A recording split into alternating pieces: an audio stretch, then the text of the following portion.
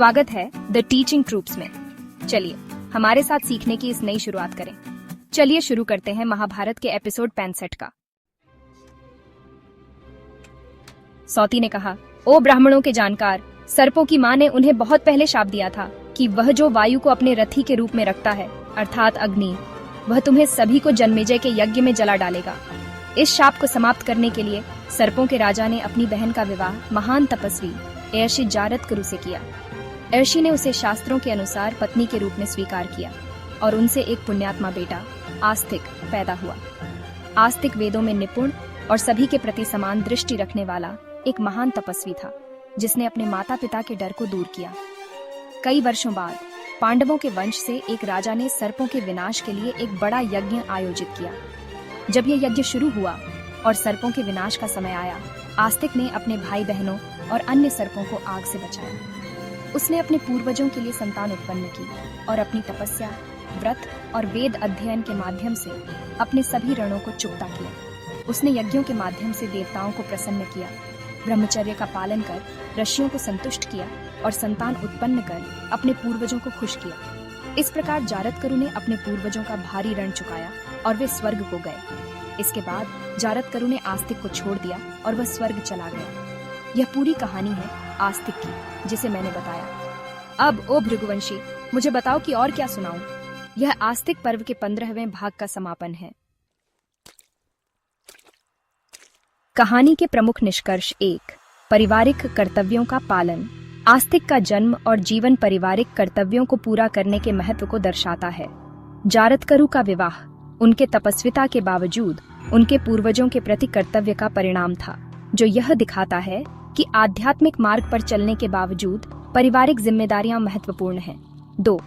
बलिदान का महत्व। सर्प यज्ञ की केंद्रीय घटना यह दर्शाती है कि प्राचीन परंपराओं में यज्ञ और बलिदानों की शक्ति होती है। आस्तिक का इस महत्वपूर्ण क्षण में हस्तक्षेप यह दर्शाता है कि एक व्यक्ति के कार्यों से घटनाओं की दिशा बदल सकती है और दूसरों को हानि से बचाया जा सकता है। 3. आध्यात्मिक और भौतिक कर्तव्यों का संतुलन। जारतकरु ने अपनी तपस्या और व्रतों के माध्यम से अपने आध्यात्मिक रणों को चुकता किया, जबकि आस्तिक ने तपस्विता, वेद अध्ययन और यज्ञों के साथ साथ अपने माता पिता, पूर्वजों और देवताओं के प्रति अपने कर्तव्यों को भी निभाया। यह दिखाता है कि व्यक्तिगत विकास और पारिवारिक जिम्मेदारियों के बीच संतुलन बनाए रखना कितना महत्वपूर्ण है। 4.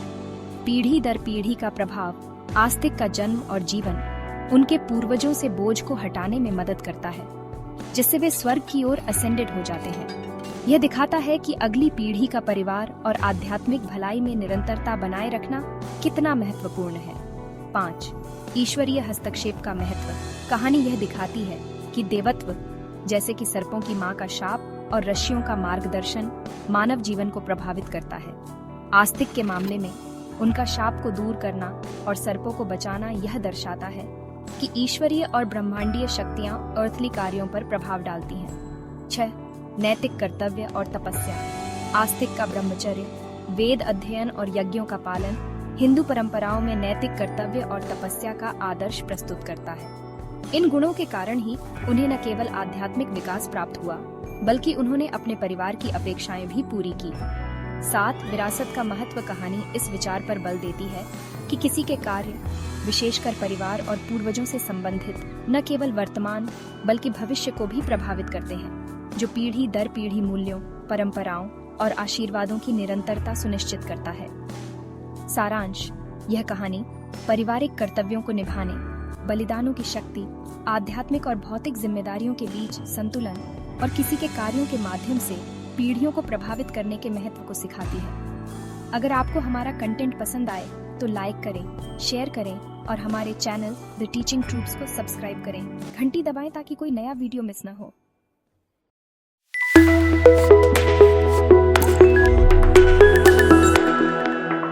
The Teaching Troops.